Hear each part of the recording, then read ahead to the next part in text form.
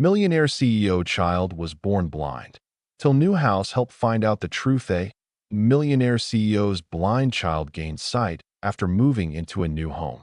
But when doctors can't explain the impossible recovery, the search for answers uncovers a secret buried deep within the walls. Before we go into details, click subscribe, like, and comment where you're watching from. I would be glad to know this story goes as far as Canada, all of the United States of America, Australia, Africa, and even the United Kingdom. So let me know where you're watching from on comments section. I pray may the good God Almighty bless and preserve you all and your family. Amen. Let's begin. The morning sun cast golden rays through the floor-to-ceiling windows of the Montgomery mansion, illuminating every corner of the palatial estate that sat atop the hills of Bellevue, Washington. Alexander Montgomery stood in his home office, a temple of success decorated with awards, framed magazine covers, and photographs capturing moments with world leaders and business titans. At 42 years old, he was the embodiment of the American dream, a self-made billionaire who had built Montgomery Tech Solutions from a garage startup into a global empire worth $30 billion. But success, as Alexander had learned through the years, came with a price that no amount of money could ever repay. He stared at the family portrait on his desk, his finger tracing the frame around his son's face. 7-year-old James Montgomery looked toward the camera with vacant, clouded eyes that had never seen color, never witnessed a sunset, never gazed upon his father's face. Born completely blind due to a rare genetic condition called Leber congenital amaurosis, James had lived his entire life in darkness, navigating a world that Alexander desperately tried to make beautiful through every other sense. "Mr. Montgomery, your car is ready." The voice of Patricia, his executive assistant, crackled through the intercom, pulling him from his thoughts. Alexander straightened his Italian silk tie and grabbed his briefcase. Another day, another series of meetings, another step in building an empire that would secure his son's future. If James couldn't see the world, Alexander would ensure he owned enough of it to never want for anything. The drive to Montgomery Tech's headquarters usually provided Alexander with time to mentally prepare for the day ahead, but this morning felt different. His wife, Victoria, had been increasingly distant over the past few months.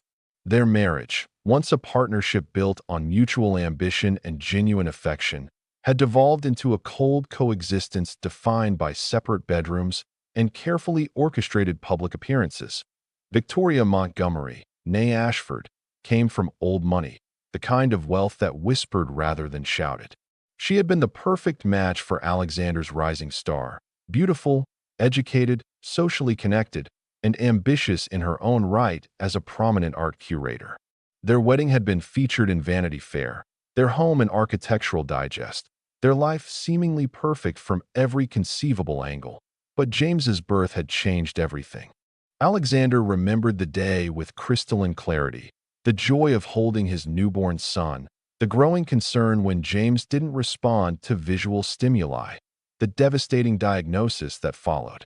While Alexander had channeled his grief into becoming the best father possible, Victoria had retreated into herself, struggling to accept their son's condition in ways she refused to discuss, even in therapy.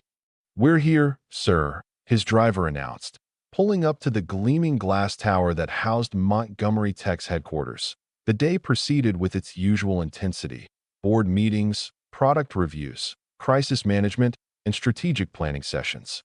Alexander had built his company on innovation in assistive technology, and today they were reviewing their latest breakthrough, a neural interface that could help blind individuals navigate their environment through auditory and haptic feedback. Every innovation felt personal, driven by the hope that one day, technology might give his son what medicine could not. It was during his final meeting that his personal cell phone buzzed with an unusual number of notifications. Frowning, Alexander glanced at the screen to see multiple messages from his home security system, several missed calls from the house manager, and a text from Victoria that simply read, "We need to talk. Tonight. Important." A knot of unease formed in his stomach. Victoria never interrupted his workday. Something was wrong that he cut the meeting short, delegating the remaining items to his COO, and instructed his driver to take him home immediately. The 40-minute drive felt eternal, his mind racing through possibilities. Was James hurt? Had something happened at the house? Was Victoria finally asking for the divorce he'd sensed coming for months? The Montgomery mansion came into view, its grand facade as imposing and perfect as ever. But as Alexander's car pulled into the circular driveway, he noticed an unfamiliar vehicle parked near the service entrance. A modest Honda Civic that looked distinctly out of place among the luxury cars that typically graced their property. He entered through the main door, immediately struck by the unusual silence. Typically, the house bustled with activity, staff moving about their duties, James's laughter echoing from wherever he was playing, classical music drifting from Victoria's private gallery. But today, there was only a heavy, waiting quiet. "Hello," Alexander called out, his voice echoing through the marble foyer. Margaret, their house manager for the past 15 years, appeared from the hallway leading to the kitchen. Her normally composed face showed signs of distress, red-rimmed eyes, and a trembling hand that she pressed to her chest. "Mr. Montgomery, thank God you're home," she said, her voice thick with emotion. "Mrs. Montgomery is waiting for you in the sitting room. And sir, there's someone else here. A woman. She arrived about 2 hours ago and insisted on speaking with you and Mrs. Montgomery together." "A woman? Who?" Margaret shook her head. "She wouldn't give her name to me, sir. She said she was here about James. About the truth concerning James's condition." The word struck Alexander like a physical blow. The truth about James's condition? What could that possibly mean? They knew everything there was to know. They'd consulted with the best specialists in the world, exhausted every possible treatment option, researched every experimental therapy. With growing apprehension, Alexander walked toward the sitting room, each step feeling heavier than the last. He could hear voices now, Victoria's clipped, angry tone, and another voice, softer, with an accent he couldn't quite place. He pushed open the double doors to find Victoria standing by the fireplace, her arms crossed defensively across her chest, her face a mask of barely controlled fury. And sitting on the leather sofa, looking small and out of place in her simple housekeeping uniform and worn cardigan, was a woman who appeared to be in her mid-50s, with dark hair streaked with gray and kind eyes that held profound sadness. "Alexander," Victoria said, her voice like ice. "This woman claims to be our new house cleaner. She was hired through the agency 3 weeks ago, and she has made some extraordinary claims about our son." The woman stood, wringing her hands nervously. "Mr. Montgomery, my name is Rosa Delgado. I am so sorry to intrude like this, but I could not stay silent any longer. Please, you must listen to me. Your son, James, he is not truly blind." The room seemed to tilt. Alexander grabbed the back of a nearby chair for support. "What did you say?" "I said your son is not truly blind. Or rather, he should not be blind. Not anymore." Rosa's English was accented but clear, her words measured and deliberate. "I have been watching him for 3 weeks now, and I have seen things that make no medical sense. I have cared for blind children before, Mr. Montgomery. Many of them, in my home country of Ecuador and here in the United States. I know how they move, how they interact with the world. And James, something is very wrong, but not in the way you think." "This is insane," Victoria snapped. "Alexander, I've already called hospital security and Dr. Weinstein. This woman is clearly delusional or trying to scam us somehow. We need to have her removed and..." "Wait." Alexander held up his hand, his mind racing. He moved closer to Rosa, studying her face. There was no deception there, only earnest concern and something else, fear, perhaps, or moral conviction. "Explain what you mean. What have you seen?" Rosa took a shaky breath. "I will tell you everything, but first, I must ask, when was the last time James had a comprehensive eye examination? Not just a routine check, but a full diagnostic workup." Alexander and Victoria exchanged glances. 6 months ago, Alexander said. Dr. Weinstein examined him thoroughly. The diagnosis hasn't changed since birth, labor congenital amaurosis. The photoreceptors in his retinas never developed properly. There is no cure, no treatment. We've been told this by every specialist we've consulted. And James is 7 years old now. Yes. Rosa nodded slowly, as if confirming something to herself. Mr. Montgomery, Mrs. Montgomery, I need to tell you some things I have observed. Please, just listen with an open mind. She reached into her bag and pulled out a small notebook, flipping it open to reveal pages of careful handwriting. 3 weeks ago, I started working in your home. My primary duties are cleaning the East Wing and helping with James's laundry and room organization. On my first day, I saw James in the hallway. He was using his cane, tapping it in front of him as he walked, just as a blind child should. But then something fell from a table as I dusted, a small crystal figurine. It made a loud noise, and James turned toward the sound. But Mr. Montgomery, he did not turn his head. He turned his eyes. He looked directly at where the figurine had fallen. Children with his condition can still move their eyes, Victoria said dismissively. They respond to sound by, I know this, Mrs. Montgomery. I am not a doctor, but I have worked with special needs children for 20 years. This was different. I saw it again 2 days later.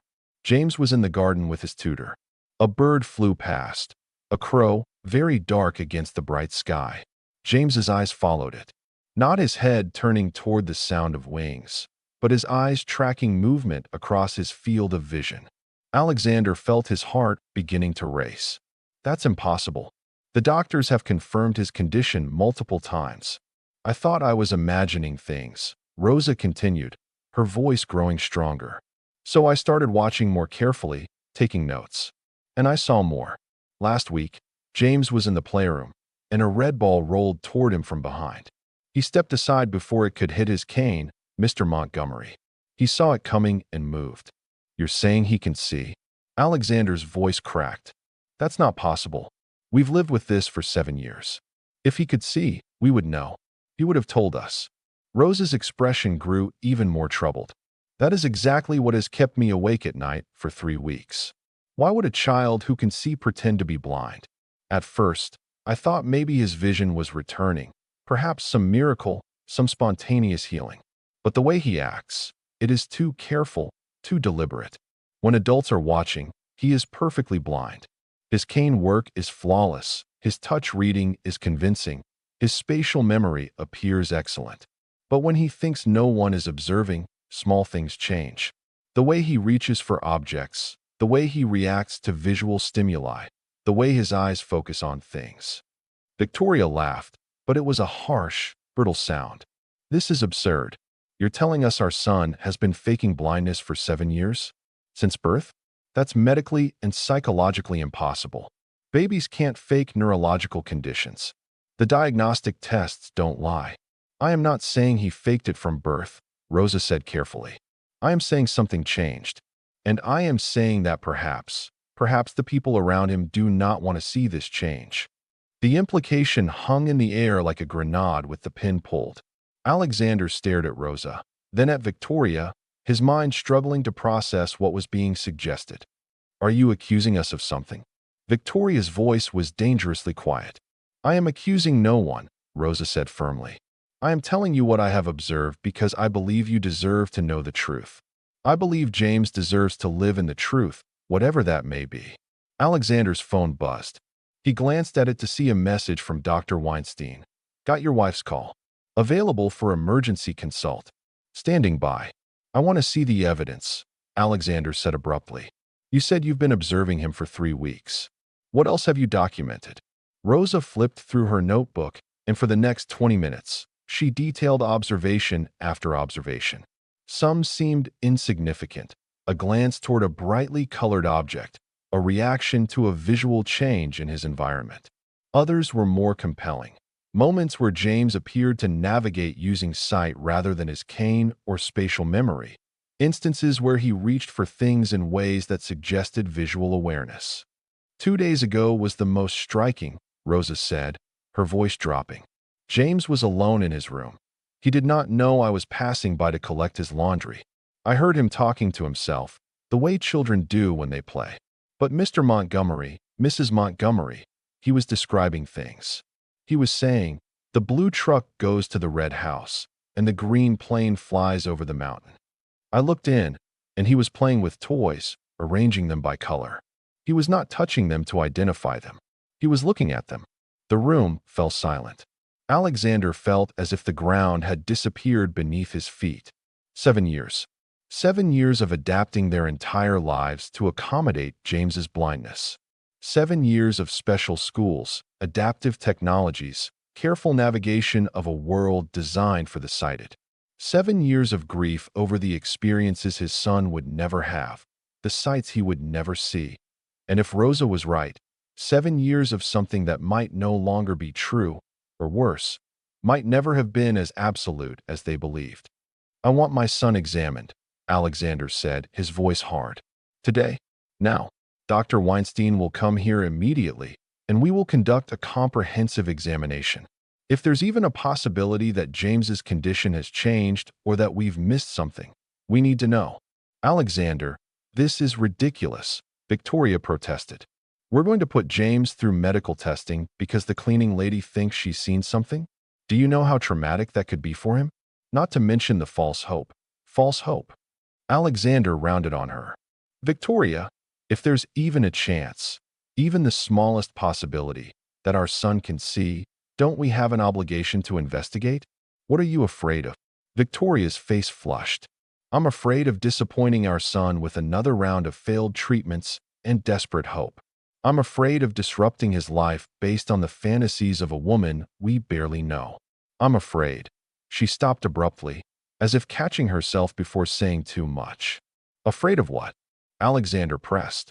But Victoria simply shook her head and turned away, staring out the window with her arms wrapped tightly around herself. Alexander pulled out his phone and dialed Dr. Weinstein. The conversation was brief and urgent. The doctor agreed to come to the house within 2 hours with portable diagnostic equipment. Rosa, Alexander said, turning to the housekeeper who had upended his world. Thank you for bringing this to our attention. I don't know if what you've observed is accurate, but you were right to tell us. Please stay. I'd like you to be present during the examination to point out anything you've noticed. Rosa nodded, relief evident on her face. I will stay, Mr. Montgomery. I only want what is best for James. Where is James now? Alexander asked suddenly, realizing his son's absence during this entire conversation. He's in his afternoon session with his mobility instructor, Victoria said coldly. They're working in the garden.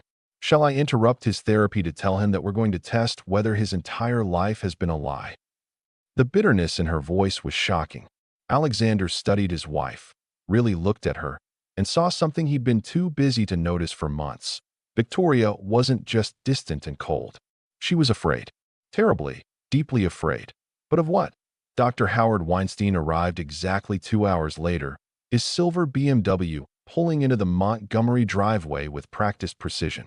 At 63, he was one of the nation's leading pediatric ophthalmologists, with a patient list that included children of celebrities, politicians, and royalty.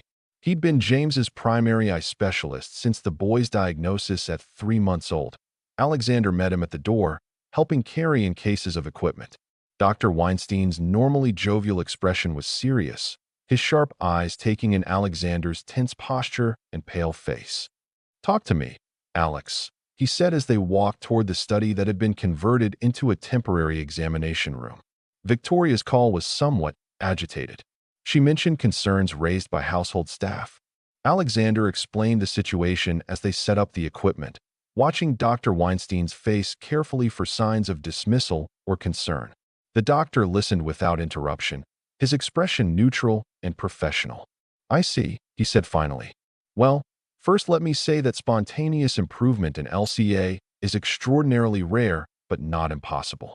There have been documented cases of some visual function developing, particularly in certain genetic subtypes.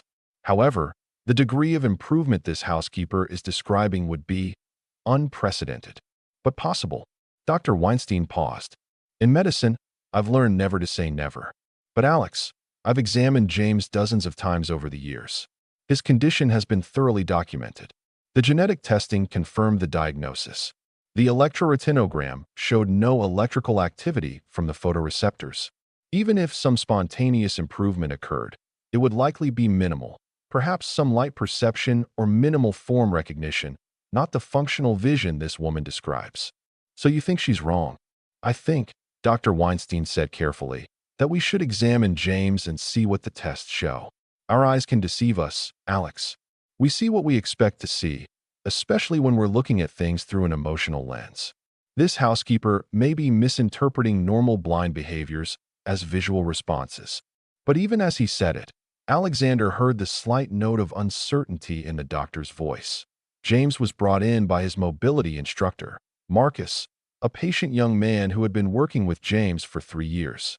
The boy moved confidently with his white cane, tapping the familiar path through his home with practiced ease. He was a beautiful child, dark hair like his mother's, fine features, and those clouded blue-gray eyes that had never wept at the sight of beauty or wonder. "Dad," James said, turning his head toward Alexander's voice. "Marcus said you wanted to see me?" Alexander's heart clenched. His son's voice was so trusting, so innocent. "Hey, buddy, Dr. Weinstein is here to do a checkup. Is that okay?" James's face lit up with a smile. "Dr. Weinstein, are you going to let me look at your funny eye machine again?" "I certainly am," Dr. Weinstein said warmly, guiding James to the examination chair. "You remember how this works, right? Nice and easy, nothing that hurts." As Dr. Weinstein began the examination, Alexander stood to the side with Rosa, who had been quiet since the doctor's arrival. Victoria had refused to attend, remaining in her quarters with a headache she claimed was incapacitating.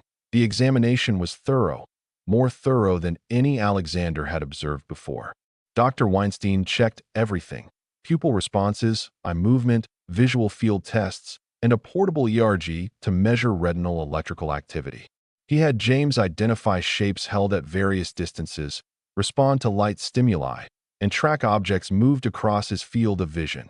Alexander watched his son's face carefully, looking for any sign of what Rosa had described. James performed exactly as expected for a child with his condition. No apparent visual response, reliance on touch and sound, consistent behavior with his diagnosis. But then, during a break while Dr. Weinstein switched equipment, something happened. A bird flew past the window, a bright red cardinal against the gray sky. Alexander saw James's eyes flicker toward it, just for a fraction of a second, before returning to their typical unfocused gaze. It was so brief, so subtle, that Alexander almost thought he'd imagined it. Almost he glanced at Rosa, who stood rigid, her lips pressed together tightly. She'd seen it too. The examination continued for another hour. Finally, Dr. Weinstein sat back, pulling off his examination gloves with a thoughtful expression. "Well, James, you're doing great," he told the boy. "I'm going to talk to your dad for a few minutes, okay? Marcus, can you take James to get a snack?" After James left, Dr. Weinstein turned to Alexander with a puzzled expression. "I don't know what to make of this." "What do you mean?" "Most of the results are consistent with his previous examinations. The ERG still shows severely diminished photoreceptor function. His pupils respond to light, which they always have, but that's a brainstem reflex, not conscious vision. His visual field testing shows no reliable responses. By every objective measure, James has the same severe visual impairment he's always had."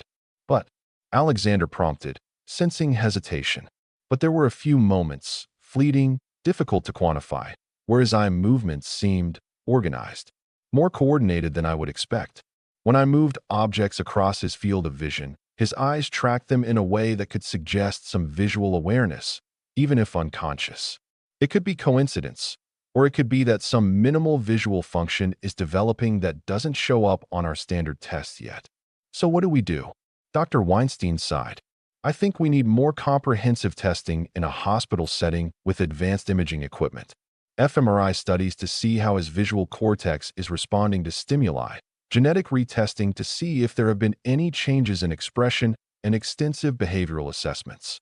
If something is changing with James's vision, we need to document it properly. When? I can arrange for him to come to Seattle Children's Hospital this week. We'll need a few days for the full workup." He paused, studying Alexander's face. "Alex, I want to be clear about something. Even if we find evidence of some visual improvement, it's likely to be minimal. Children with LCA don't spontaneously develop normal vision. The most we might hope for is some light perception or limited form awareness. Don't get your hopes up for a miracle. But Alexander's hopes were already up, soaring to terrifying heights. Because if James could see, even a little, it meant everything about their lives could change. And it also meant there were questions that desperately needed answers. Why hadn't James told them if his vision was improving? What else didn't they know about their own son? And most troubling of all, why did Victoria seem so afraid of the truth? After Dr. Weinstein left, promising to call with the hospital arrangements, Alexander went looking for his wife. He found her in her private art gallery, a converted ballroom filled with paintings she'd collected over the years. She stood before a large, abstract piece, all dark blues and blacks with a single streak of white cutting through the center. "The tests are inconclusive," Alexander said without preamble. "Dr. Weinstein wants more comprehensive examinations at the hospital." Victoria didn't turn around. And then what? More tests? More specialists? More false hopes that will ultimately break our hearts. "Victoria, why are you so resistant to this? If there's a possibility that James can see, if. She whirled to face him, her carefully maintained composure cracking. "For 7 years, we've been told there is no if, Alexander. No cure, no treatment, no hope. We've built our entire lives around accommodating James's disability. We've made peace with it, adapted to it. And now you want to tear all that apart because the maid thinks she saw something." "Her name is Rosa," Alexander said quietly, "and she has a 20-year career working with disabled children. This isn't just a passing observation. Or maybe she's angling for some kind of payout. A grateful family, a story to sell to the media. Have you considered that?" "No, because unlike you, I don't automatically assume the worst of people trying to help our son." The words landed like a slap. Victoria's face went pale, then flushed with anger.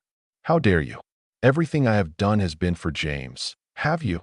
Alexander interrupted, years of repressed frustration suddenly breaking free.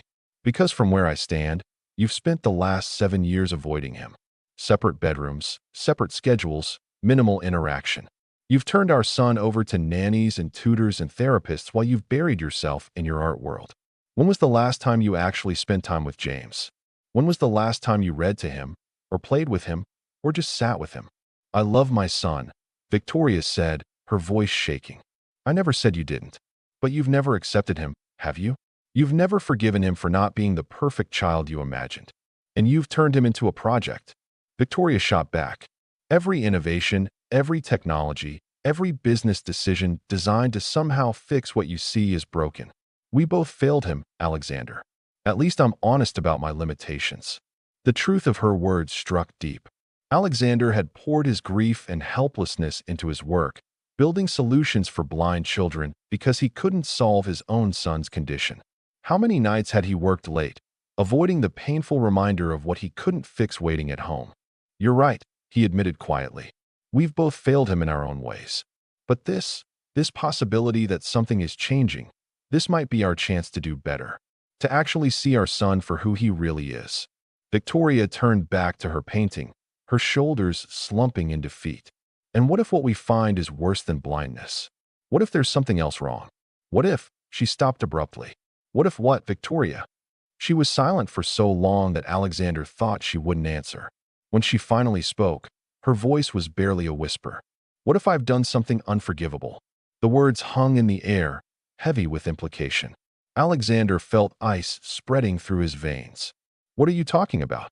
But Victoria shook her head, wrapping her arms around herself. "Nothing. I'm exhausted and upset. Forget I said anything." "Victoria, please, Alexander. I need to be alone."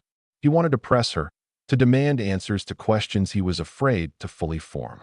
But something in her posture, defeated, broken, afraid, stopped him. Whatever his wife was carrying, whatever secrets she held, they would have to wait. For now, his focus had to be on James. That night, Alexander did something he hadn't done in years.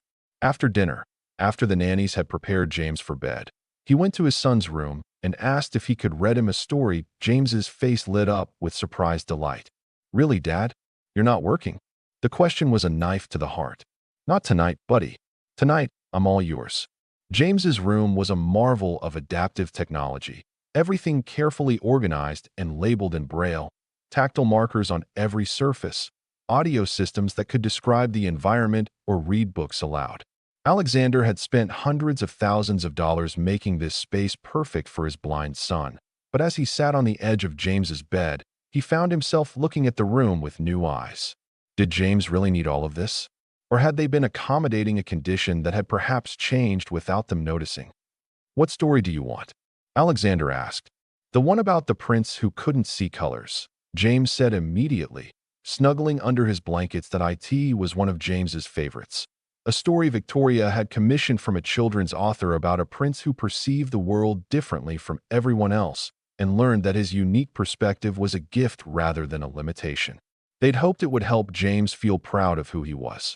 But now Alexander wondered, was it a story James related to, or a story he'd learned to pretend to relate to? As he read, Alexander found himself pausing to watch his son's face. James lay with his eyes open, those clouded pupils staring at nothing. Or were they? Was there a flicker of recognition when Alexander made animated voices? Did James's gaze follow the movements of his hands as he gestured while reading? Or was Alexander seeing what he wanted to see, now that the possibility had been planted? "Dad." James's voice interrupted his thoughts. "Yeah, buddy. Why did Dr. Weinstein come today? Am I sick?" No. Alexander assured him quickly. "Just a checkup. We want to make sure you're healthy." "Is that why Mom is upset?" The question caught Alexander off guard. "What makes you think Mom is upset?" James tilted his head in that characteristic way of his. "I can hear it in her voice. And she's been crying. I can smell her perfume in the hallway late at night when she walks around because she can't sleep." Alexander felt a pang of guilt. James might be blind, but his other senses were sharp, and apparently, he noticed far more than they realized. "Mom's just worried about work stuff," Alexander lied. "Nothing for you to worry about." "Okay," James said, but his tone suggested he didn't quite believe it. Alexander finished the story and kissed his son's forehead. "I love you, James. More than anything in this world." "I love you too, Dad." James yawned. "Will you read to me tomorrow night too?" "Every night this week," Alexander promised, realizing even as he said it that he had no idea if he could keep that promise with his schedule. But he would try. "God." He would try. He turned to leave. James called out softly, "Dad." "Yes." There was a long pause, and for a moment, Alexander thought his son had fallen asleep. But then James spoke, his voice so quiet that Alexander almost missed it. "What color are my eyes?" Alexander froze. It was a question James had asked before when he was younger, but not in years. Not since they'd explained that his eyes were special, different, that he didn't need to worry about such things. "They're blue," Alexander said, his heart racing. "A beautiful blue-gray, like storm clouds over the ocean." "Oh," James said. "That's what I thought. Good night, Dad." Alexander stumbled out of the room, his mind reeling. That question, "What color are my eyes?" was that innocent curiosity? Or had James been checking something?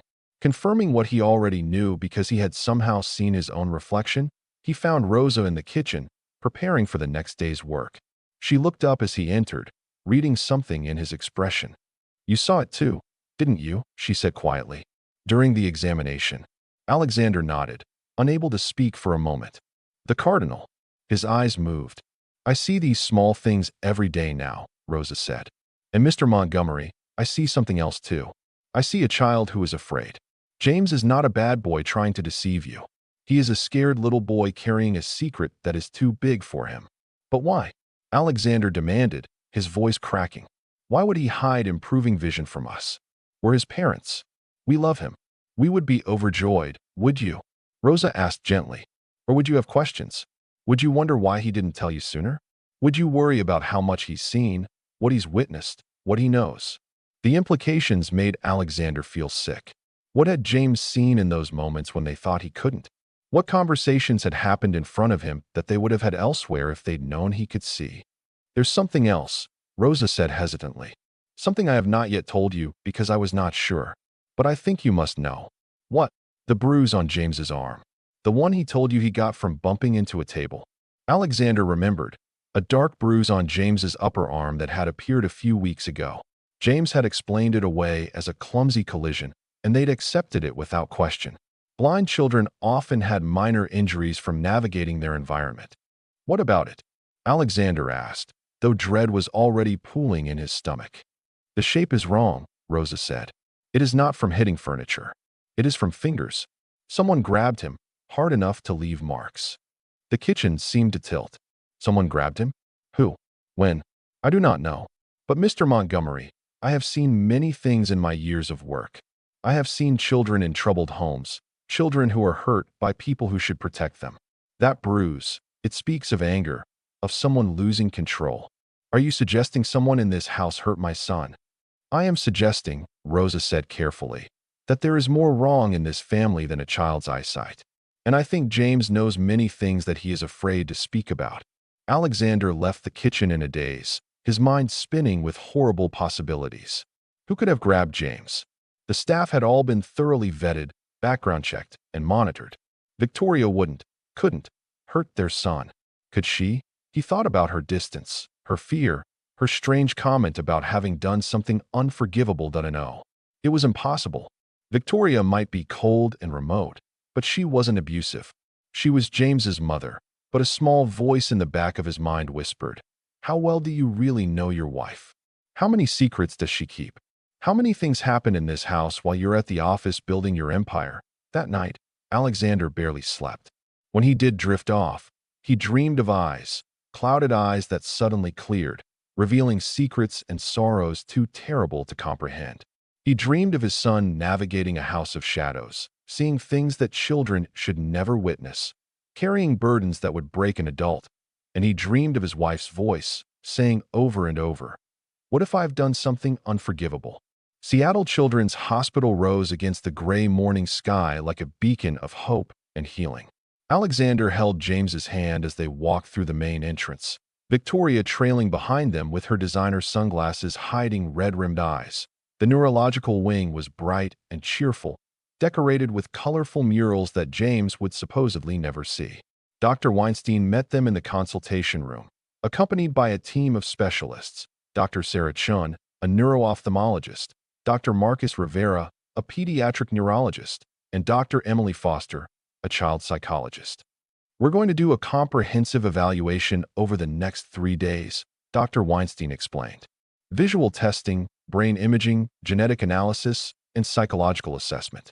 It's a lot, but we want to be thorough." James took it all in stride, used to being prodded and examined by doctors. But Alexander noticed something new, a tension in his son's small frame, a wariness that hadn't been there in previous examinations. The first day was devoted to advanced visual testing. They used equipment far more sophisticated than what Dr. Weinstein had brought to the house. James was placed in front of screens displaying various patterns and images, while high-resolution cameras tracked his eye movements and recorded every micro-movement of his pupils. Alexander and Victoria watched from behind a one-way mirror as Dr. Chun conducted the tests. James sat perfectly still, his expression neutral, responding exactly as a blind child should, or as a child pretending to be blind would. "Look at this," Dr. Chun said, pulling up data on her tablet. "His eye tracking shows organized pursuit movements. That means his eyes are following stimuli in a coordinated way. For someone with his degree of retinal damage, this shouldn't be possible." The second day brought the MRI and fMRI scans. James was remarkably brave, lying still in the massive machine while it mapped his brain's response to visual stimuli. Alexander held his breath as the images appeared on the screens, colorful maps of neural activity that told stories in a language he couldn't read. Dr. Rivera's face grew increasingly puzzled as he reviewed the results. "This is extraordinary," he muttered, zooming in on various sections. "His visual cortex is lighting up like a Christmas tree. There's robust activity in the V1 area, processing in the V4 region associated with color perception, even activation in the fusiform face area. His brain is seeing, even if his retinas shouldn't be sending these signals." "What does that mean?" Alexander demanded. "It means," Dr. Rivera said slowly, "that somehow visual information is reaching his brain and being processed normally. Either his retinal damage wasn't as severe as we thought, or something has regenerated, or—" He trailed off, shaking his head. "Or what?" where the original diagnosis was wrong. The words detonated like a bomb in the small observation room. Victoria, who had been sitting silently in the corner, suddenly stood up, her face ashen. "That's impossible," she said, her voice shaking. "He was diagnosed at 3 months old. Multiple specialists confirmed it. The genetic tests. I'd like to review those genetic tests," Dr. Chen interjected. "And I'd like to run them again. Because what we're seeing here doesn't match LCA. Not at all." The third day was devoted to the psychological evaluation. Dr. Foster, a warm woman with kind eyes and a gentle manner, spent hours with James, talking, playing, conducting various assessments designed to evaluate his cognitive function, emotional state, and truthfulness. Alexander and Victoria weren't allowed in the room, but they watched through the mirror as Dr. Foster built rapport with their son. She was skilled, moving seamlessly between play and probing questions, creating a safe space where James seemed to relax his guard. "James," Dr. Foster said during one exchange, "I'm going to ask you something, and I want you to know that there are no wrong answers. Whatever you tell me, you won't be in trouble." "Okay." James nodded warily. "Can you see me right now?" The question hung in the air. James's small body went rigid, his hands clenching in his lap.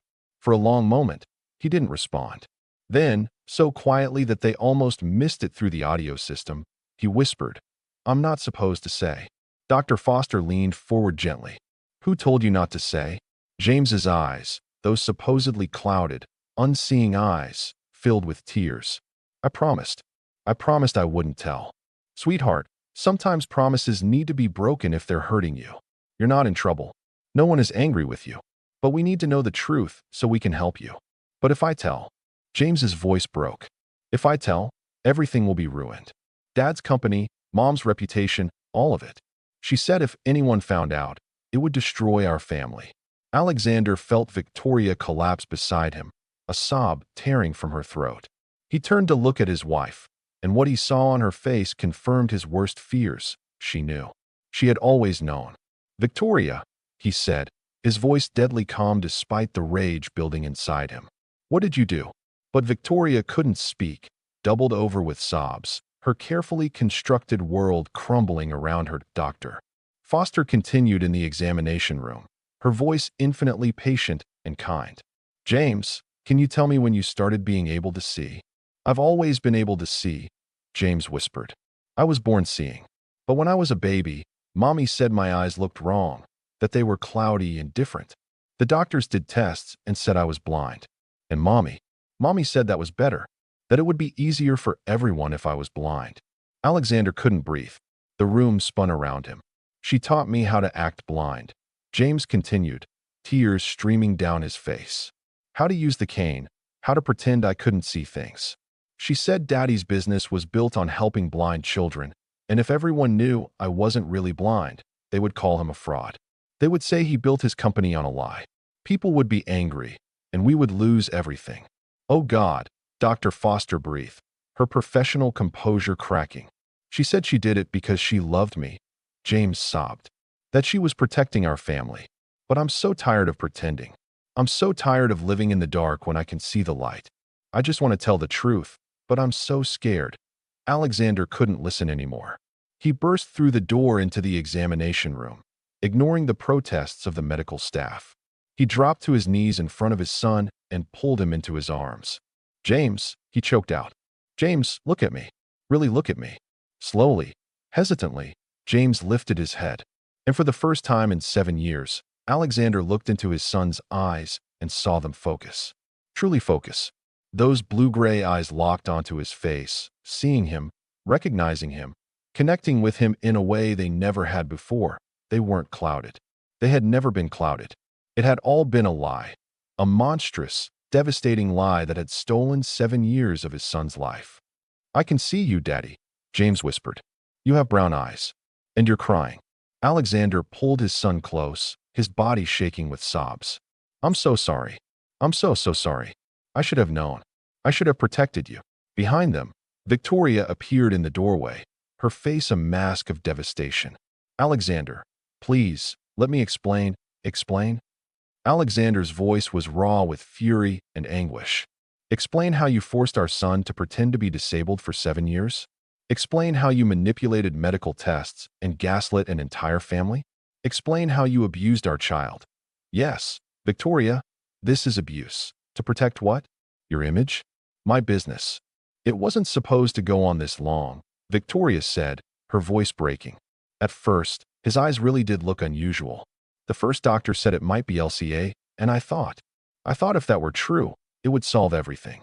You had just started your assistive technology company, and having a blind child would give you such credibility, such authenticity. But then more tests came back inconclusive, and I realized he could see. He was fine. But by then, the narrative was set. Everyone knew about our blind son. Your company was taking off because of the story.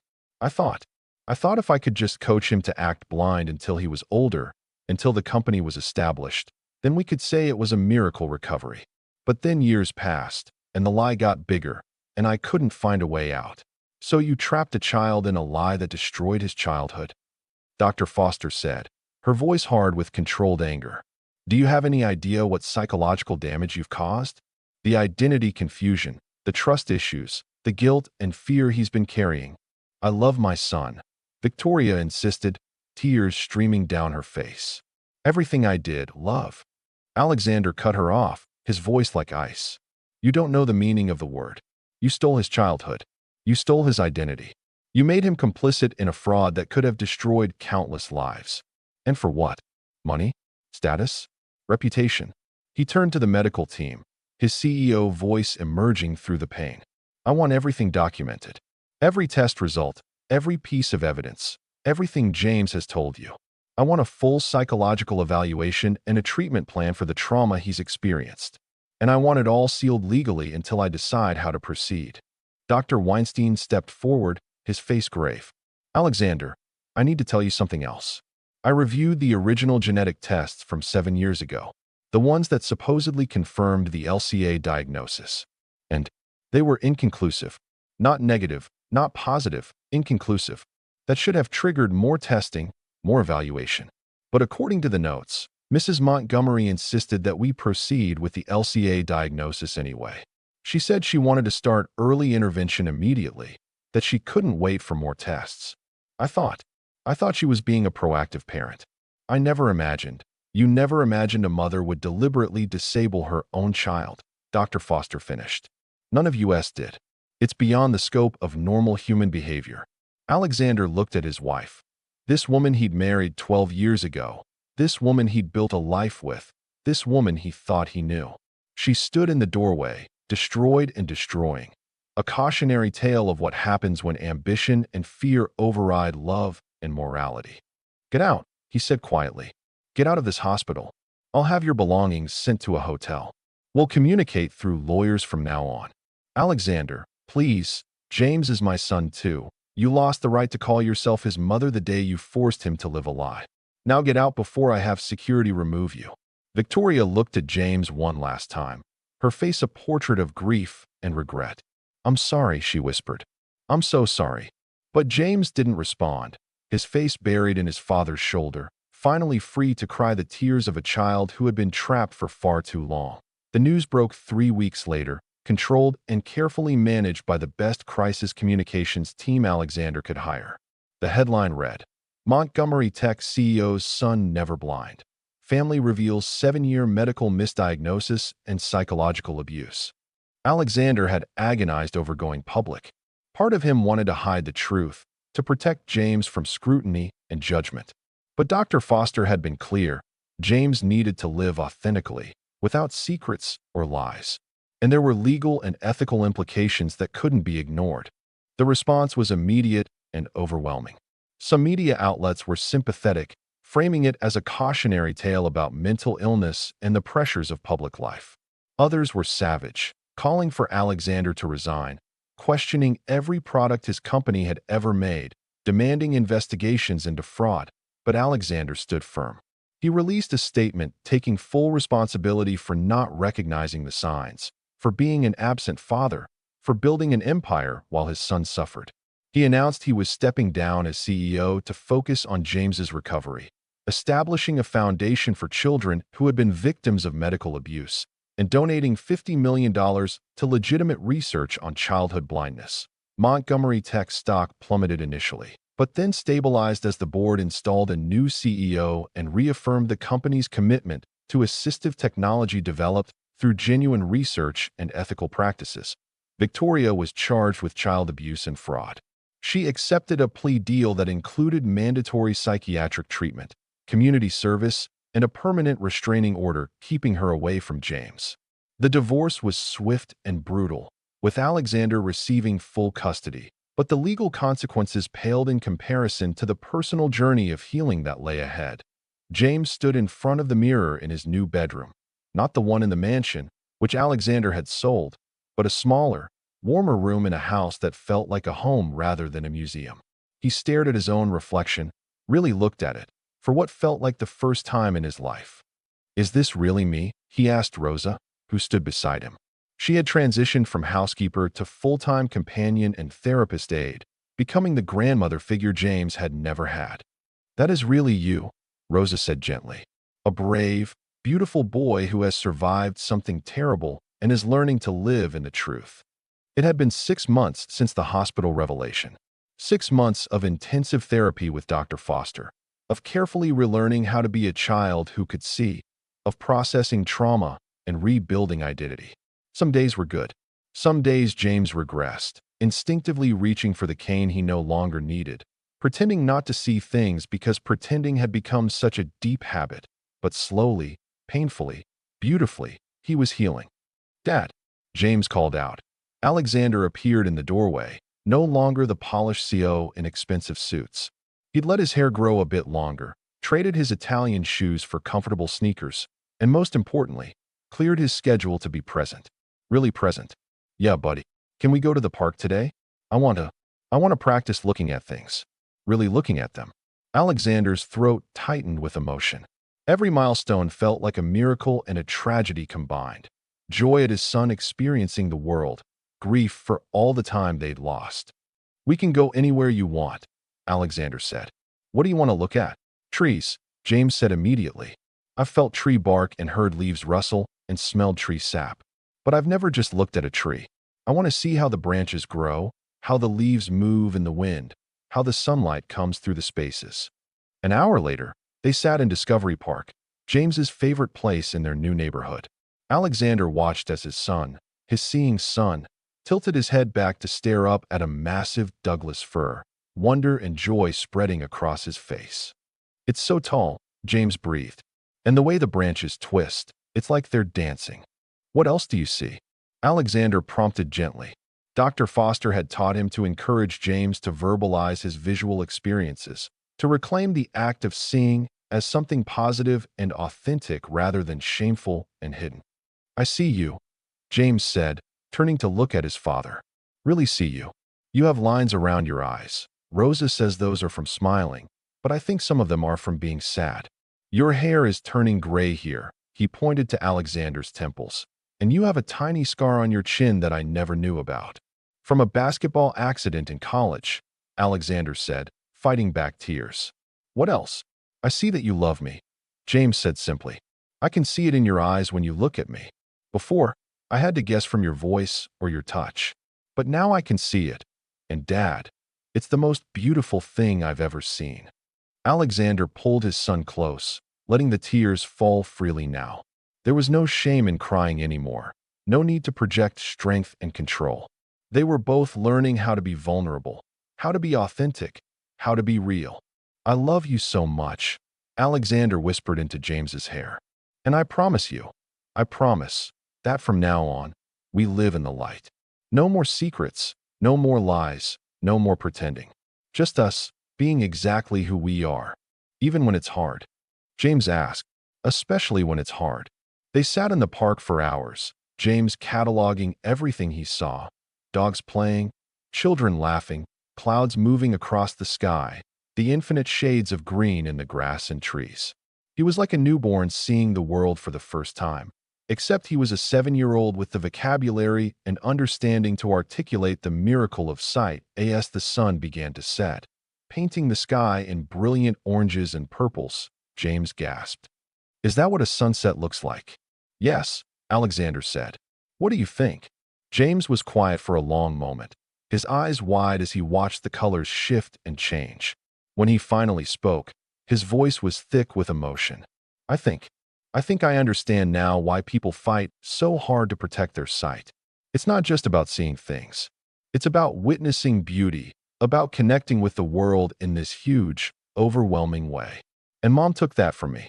She took 7 years of sunsets and rainbows and Dad's smile and all of it. Yes, Alexander said honestly. She did. And that was wrong. And it was cruel. And you have every right to be angry about it. I am angry, James admitted. But Dr. Foster says I can be angry and still heal. She says the anger won't last forever if I let myself feel it instead of hiding it. Dr. Foster is a very smart woman. Dad. James turned to look at him, his clear eyes serious. Do you think Mom loved me? Even a little bit. It was the question Alexander had been dreading, the one he discussed extensively with Dr. Foster. How do you explain a mother's betrayal to a child? How do you balance honesty with compassion? I think, Alexander said carefully, that your mother loved the idea of you more than she loved the reality of you.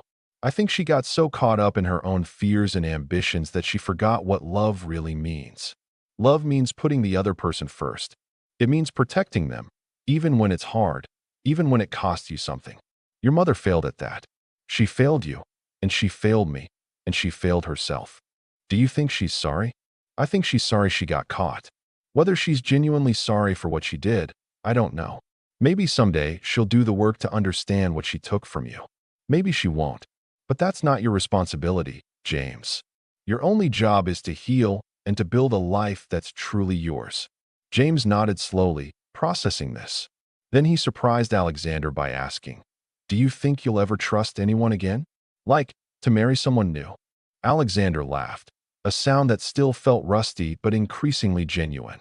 I don't know, buddy. Right now, I'm pretty focused on being your dad and figuring out who I am when I'm not CEO of a company. Romance feels like a very distant concept. Rosa thinks you're handsome, James said with a mischievous grin, the first truly childlike expression Alexander had seen in months. I heard her telling her friend on the phone. She said you have kind eyes and a good heart under all that grief. Did she now? Alexander felt himself blushing, which made James laugh. A pure, delighted sound that was worth more than all the billions in Alexander's bank account. As they walked home in the fading light, James slipped his hand into Alexander's. Dad? Thank you. For what? For believing Rosa. For asking questions. For not being scared of the truth even when it was awful. Some kids tell people what's wrong and nobody believes them. But you believed her, and because of that, I'm free now. Alexander stopped walking, kneeling down so he was eye level with his son. James, listen to me. I'm sorry I didn't figure it out sooner. I'm sorry I was so focused on work that I missed what was happening right in front of me. I'm sorry you had to carry that burden alone for so long. But you did figure it out eventually, James said, his voice wise beyond his years. And that's what matters. Some parents never do. They resumed walking, and Alexander marveled at his son's resilience. Children, he was learning, were remarkably resilient when given the chance to heal, when surrounded by truth and love and support. A year after the truth came out, Alexander stood in the parking lot of Pacific Elementary School, watching James run toward him with a huge smile on his face. No cane, no dark glasses, no pretense. Just a boy who could see, carrying a backpack covered in dinosaur patches and a folder full of artwork he'd created in his new favorite class.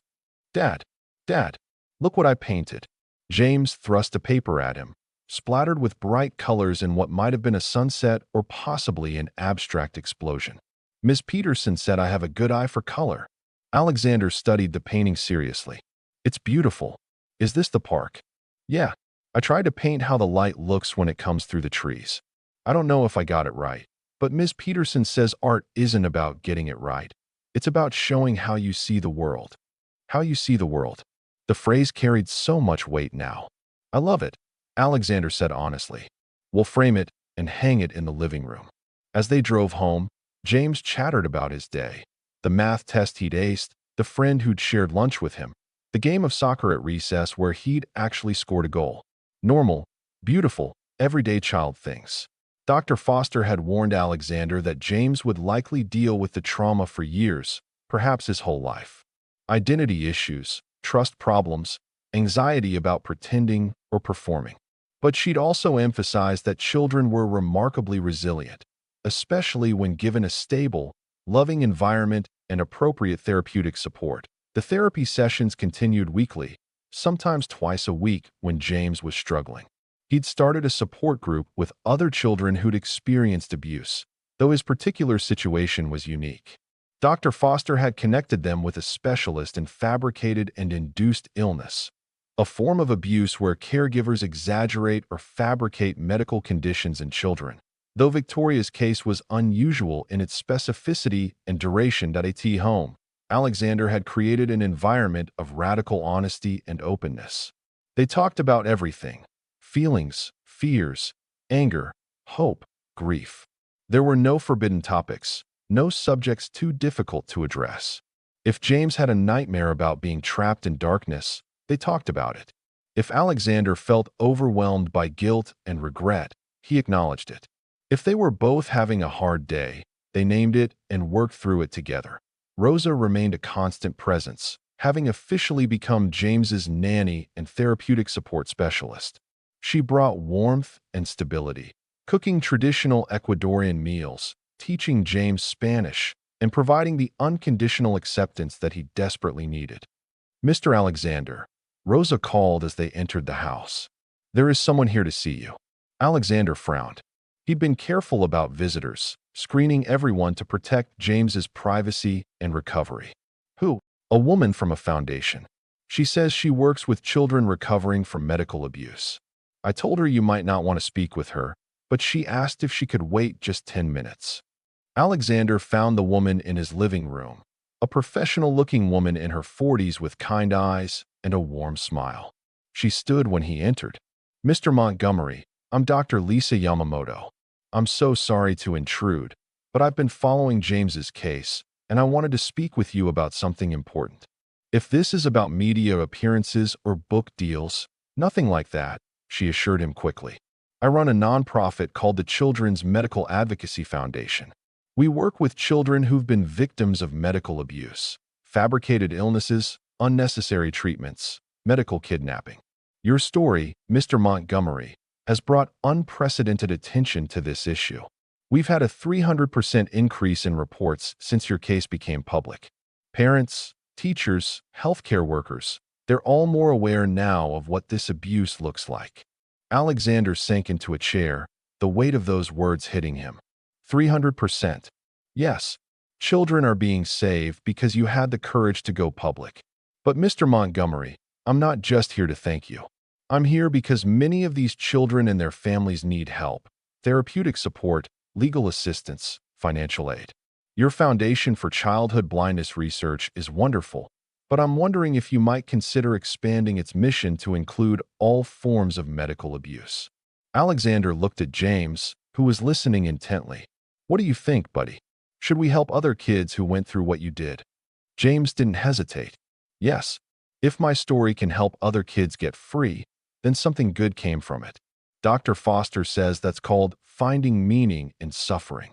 "Your son is very wise," Dr. Yamamoto said gently. Over the next hour, she explained the scope of the problem: thousands of children trapped in false diagnoses, unnecessary treatments, fabricated illnesses, all because of caregivers seeking attention, financial gain, or psychological satisfaction through their children's suffering. The cases ranged from mild exaggeration to severe abuse, but all shared a common thread: children whose authentic selves were suppressed or denied by the very people meant to protect them. By the time Dr. Yamamoto left, Alexander had committed to expanding his foundation's mission and pledging an additional $100 million over 10 years to combat medical abuse and support survivors. "You know what this means, don't you?" he told James after dinner. "Your story, the hard parts, the painful parts, they're going to help a lot of kids." "Will I have to talk about it?" James asked, and Alexander heard the nervousness in his voice. "Only if you want to. Only when you're ready. And only in ways that feel safe and comfortable for you. This is your story, James. You get to decide how much to share and when." Maybe when I'm older, James said. Maybe when I've figured out who I really am, not who Mom tried to make me or who everyone thinks I should be. Maybe then I can help other kids understand that it's okay to tell the truth, even when the truth is really hard. That sounds like a good plan. Alexander agreed. 2 years after the truth emerged, James turned 9 years old. Alexander threw him a party. Nothing extravagant like the society events Victoria used to plan, just a backyard gathering with James's school friends, pizza, a bounce house, and a cake that James had helped pick out himself. Alexander watched his son play with his friends, his laughter genuine and unrestricted. James had friends who knew nothing about his past, who just saw him as the kid who was good at art and bad at basketball, who told funny jokes and was kind to everyone. That he'd grown taller, lost some of the baby roundness in his face, and was starting to look more like a big kid than a little one. His eyes, those beautiful, clear, seeing eyes, sparkled with life and mischief and the occasional shadow of remembered pain. "He's doing really well," a voice said beside Alexander. He turned to find Dr. Foster, who'd become not just James's therapist but a family friend. "Better than I dared hope 2 years ago. He still has nightmares sometimes," Alexander admitted. "And there are moments when he freezes up, like he's not sure if he's allowed to acknowledge what he's seeing. That's normal and will probably continue for years. Identity formation is complicated enough for children without this additional layer of trauma and confusion." "But Alexander, look at him. Really look at him. He's thriving." Alexander did look at his son's uninhibited joy, his confident movements, his genuine connections with others. "We're going to make it, aren't we? Not perfectly, not without scars, but we're going to be okay." "More than okay," Dr. Foster assured him. "You've both done the hard work of facing truth and choosing healing over denial. That's more than many families manage." As the party wound down and the last guests left, James helped clean up, chattering about his favorite moments. When everything was put away, he turned to Alexander with a serious expression. "Dad, I want to tell you something." "Okay." Alexander sat down, giving James his full attention. "I've been thinking a lot about Mom. Dr. Foster and I talk about her sometimes, and I've been writing letters to her that I don't send." Alexander's chest tightened. They hadn't discussed Victoria much lately. She'd completed her court-mandated treatment and community service and had sent several letters through her lawyer requesting supervised visitation. Alexander had been resisting, wanting to protect James from any possibility of further manipulation. "What have the letters said?" Alexander asked carefully. "Different things. Sometimes I'm really angry. Sometimes I'm sad. Sometimes I try to understand why she did what she did. Dr. Foster says all those feelings can exist together, that I don't have to pick just one." "That's true." James took a deep breath. I think I want to see her. Not a lot, and only with Dr. Foster there. But I want to tell her how I feel. And I want to see if she's really changed or if she's just pretending again." Alexander's every instinct screamed to say no, to protect his son from any possibility of further harm. But he'd learned something crucial over the past 2 years. James had his own voice, his own needs, his own path to healing. And sometimes, facing the source of trauma was necessary for closure. "If that's what you want, we can arrange it," Alexander said slowly. "But James, you need to understand, your mother might not be able to give you what you need. She might not have changed. She might say things that hurt. Are you prepared for that?" "I think so," James said. "Dr. Foster has been helping me prepare. She says I need to go into it with realistic expectations, that I might not get an apology or understanding or closure. But that even if I don't get those things from Mom, I can still give them to myself." "When did you get so wise?" James grinned. "I've always been this wise. You just couldn't see it before." The joke, dark but honest, made Alexander laugh. James's ability to find humor in his trauma was, according to Dr. Foster, a healthy coping mechanism and a sign of resilience. The supervised visit with Victoria was arranged for a month later, in Dr. Foster's office, with strict protocols in place. Alexander would wait in an adjacent room, ready to intervene if necessary. The night before the visit, James couldn't sleep. Alexander found him sitting by his window, staring out at the stars. "Can't sleep?" Alexander asked, sitting beside him. I keep trying to imagine what I'll say to her, James admitted. I've practiced with Dr. Foster, but now it feels real, and I'm scared. What are you scared of? James was quiet for a moment. I'm scared I'll still love her. That's weird, right? After everything she did, I'm scared that when I see her, I'll remember the nice parts, like how she used to sing to me when I was little, or how her perfume smelled, or how she called me her special boy. I'm scared those memories will make me forget the bad parts. That's not weird at all, Alexander said gently. Victoria is your mother. She did terrible things, but there were probably good moments too. Loving someone and being hurt by them can exist at the same time. You don't have to choose one or the other. But what if I forgive her? James's voice was small. What if I forgive her and everyone thinks I'm stupid or weak? First of all, forgiveness isn't weakness. It's one of the hardest, strongest things a person can do. Second, forgiveness doesn't mean forgetting or excusing what happened. It doesn't mean letting her back into your life in ways that aren't safe. Forgiveness is something you do for yourself, to let go of the anger that's weighing you down. And third, Alexander turned James to face him. Whether you forgive her or hate her or feel complicated things in between, that's your choice and you're right. No one else gets to judge it. James nodded slowly. Dr. Foster says something similar. She says my feelings about Mom are mine to figure out in my own time. Dr. Foster is very smart. They sat together in comfortable silence, watching the stars. Finally, James spoke again. Do you still love her? Mom, I mean. Alexander considered the question carefully. I loved who I thought she was. The woman I fell in love with. Smart, ambitious, passionate about art and life. But that woman either never existed or changed into someone I don't recognize. So no, I don't love who she became. But I'm grateful for one thing she gave me. What's that? You. Even with all the pain and complications, even with everything that went wrong, you're the best thing that ever happened to me. And I wouldn't trade being your father for anything in the world. James leaned into his father's embrace. I'm glad I'm your son. Even though the first 7 years were really messed up, I'm glad the rest of my life is with you. The next day, James walked into Dr. Foster's office with his head held high, Alexander's hand in his, and Rose's encouraging smile behind him. Victoria was already there, sitting in one of the comfortable chairs, looking thinner and older than Alexander remembered. She stood when James entered, her hands trembling. James, thank you for agreeing to see me. James studied her with those clear, seeing eyes, taking in every detail of her appearance. Hi, Mom. Dr. Foster guided them through the session with expert care, establishing ground rules and safety protocols. Victoria had prepared a statement, which she read with a shaking voice. James, I want to start by saying I'm sorry.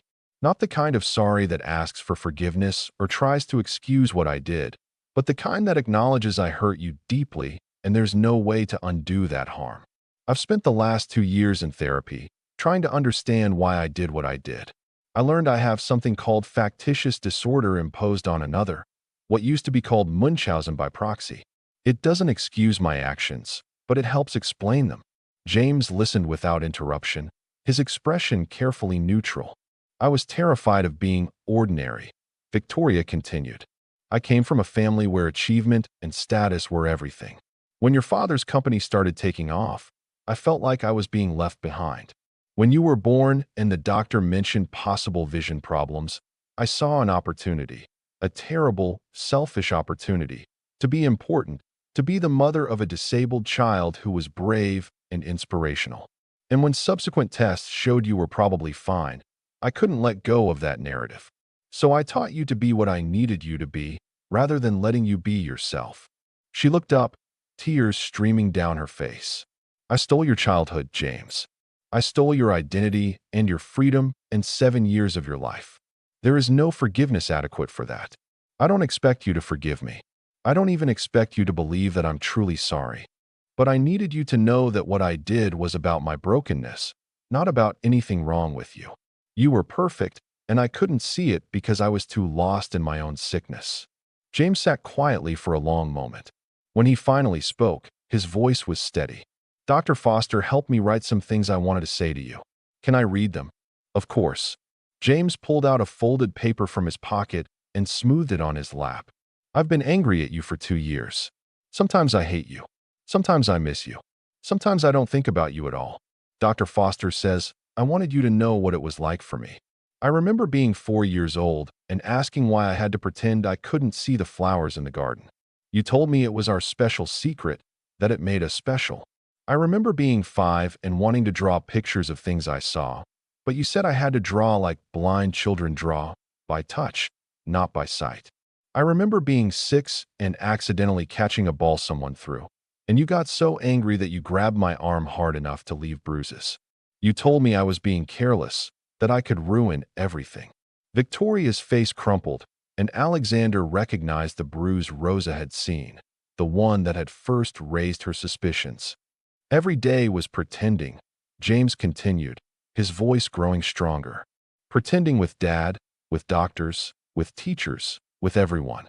The only time I could be real was when I was alone in my room at night, and even then, I was scared someone might see. Do you know what it's like to be scared of your own eyes? To feel like the realest part of you is the part you have to hide. No, Victoria whispered. I can't imagine. I'm so sorry, James. Dr. Foster says you were sick. She says your brain got sick with wanting to be important, and that sickness made you hurt me. I'm trying to understand that. I'm trying to separate you being sick from you being my mom. But it's hard. James folded the paper and looked directly at his mother. I don't know if I'll ever want you to be in my life again. Maybe someday, when I'm older and stronger. Or maybe never. But I needed to tell you that what you did was wrong, and it hurt me, and I'm not going to pretend anymore about anything. I'm not going to pretend I'm not angry. I'm not going to pretend I'm fine. And I'm not going to pretend that saying sorry fixes 7 years of lies. Victoria nodded, sobbing openly now. You're right. You're absolutely right. Thank you for being brave enough to tell me the truth. That's more than I deserve. I have one question, James said. Did you ever love me? The real me, not the pretend blind version. The question hung in the air, heavy with 7 years of doubt and pain. Victoria took a shaky breath. Yes, I loved you from the moment you were born. I loved your laugh and your curiosity and your kindness. But I loved my own needs more, and that made my love poisonous. I'm learning now what real love means. It means protecting someone even when it costs you everything. I failed at that. I failed you. But yes, James, I loved you. I still love you. And I hope someday you'll believe that both things can be true. I loved you, and I hurt you terribly. James stood up, and for a moment, Alexander thought he might go to his mother. But instead, he turned to Dr. Foster. I'm done now. Can we go? Dr. Foster nodded, pride evident in her eyes. You did beautifully, James. You spoke your truth with courage and clarity. Are you okay? I think so, James said. He glanced back at Victoria one last time. Goodbye, Mom. I hope you get better. Then he walked out of the room, his head high, his steps sure, carrying himself with the dignity of someone who had faced their demon and survived. 7 years later, the auditorium at Stanford University was packed with students, faculty, and special guests gathered for the annual symposium on child advocacy and medical ethics. Alexander sat in the front row, his hair now more silver than brown, his face lined with the wisdom that comes from surviving and healing from trauma. On stage, a confident 16-year-old young man approached the podium. James Montgomery had grown tall and athletic, with his mother's dark hair and his father's kind eyes that saw everything clearly now. Good evening, James began, his voice strong and steady. My name is James Montgomery, and I'm here to tell you about the 7 years I spent pretending to be blind. For the next 45 minutes, James told his story with unflinching honesty. He talked about the confusion of being a child forced to hide his true self, the psychological toll of living a lie, the moment of liberation when the truth finally emerged. But he also talked about healing, resilience, and hope.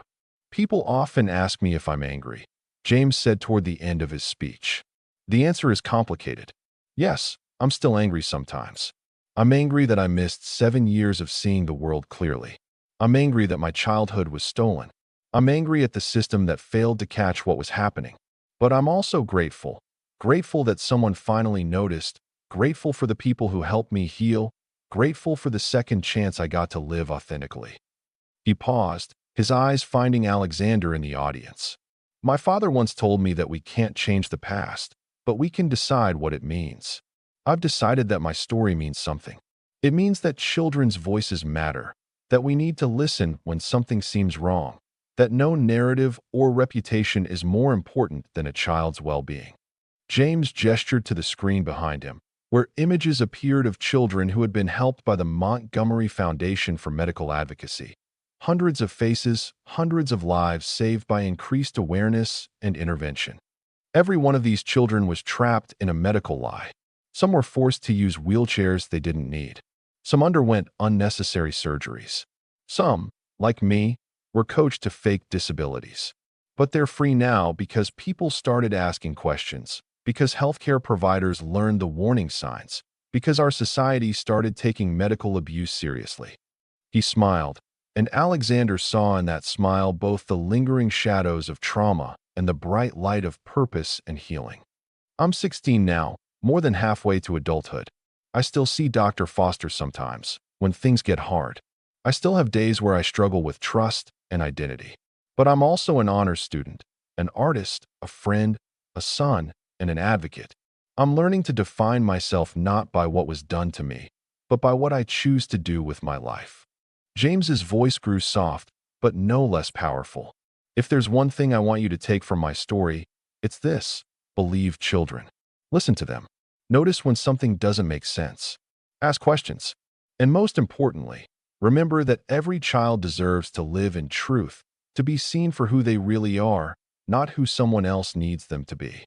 The standing ovation lasted for 5 minutes. Alexander stood with tears streaming down his face, watching his son, his remarkable, brave, authentic son, accept the recognition with grace and humility. After the event, as they walked to the car, James turned to his father. "Did I do okay?" "You were perfect," Alexander said. "James, I am so incredibly proud of the person you've become." "I couldn't have done it without you," James said. "And Rosa, and Dr. Foster, and even, in a weird way, Mom, because her mistakes taught me how important truth and authenticity are." They had received a letter from Victoria 6 months earlier. She was living in Oregon, working as a clerk in a bookstore, attending therapy regularly, and slowly rebuilding her life. She'd asked for nothing except to express her ongoing remorse and to tell James that she was proud of the work he was doing. James had written back a brief, carefully worded note that acknowledged her letter without inviting further contact. It was enough for now. Maybe someday more would be possible. Maybe not. James was learning that healing didn't require reconciliation, just truth and peace. "You know what I'm looking forward to," James said as they drove home. "What's that?" "Tomorrow. Just a regular Saturday with no speeches or interviews or therapy. Just you, me, Rosa's cooking, and maybe working on that tree house we've been planning." Alexander laughed. "That sounds perfect." And it was perfect, beautifully, ordinarily, authentically perfect. They had traveled through darkness into light, through lies into truth, through brokenness into healing. The scars remained, would always remain, but they no longer defined them. That night, as Alexander checked on James before bed, a ritual they'd maintained even as James grew older, he found his son sitting by the window again, looking at the stars. "Can't sleep?" Alexander asked, echoing a conversation from years ago. "Just thinking," James said, "about how many stars there are, how much beauty exists in the world. I spent 7 years not seeing it, but I have hopefully 70 more years to see everything I missed and more." "That's a pretty good deal, when you think about it." "That's a very good deal," Alexander agreed. "Dad." James turned to look at him, his clear eyes reflecting the starlight. "Thank you for fighting for me. Thank you for choosing truth over reputation, for choosing me over everything else. I know it cost you a lot." "You cost me nothing," Alexander said firmly. "You gave me everything. You taught me what really matters, what true strength looks like, what love really means. I should be thanking you." James smiled, that bright, genuine smile that Alexander never took for granted. "Then I guess we're even." "I guess we are." As Alexander left the room, he glanced back one more time at his son silhouetted against the window, gazing at a world he could finally see clearly. It wasn't the life they'd planned, wasn't the story they'd expected to tell, but it was real, and it was true, and it was theirs. And in the end, that was more than enough. Thank you very much for taking your time listening. Please don't forget to like and subscribe. Thank you.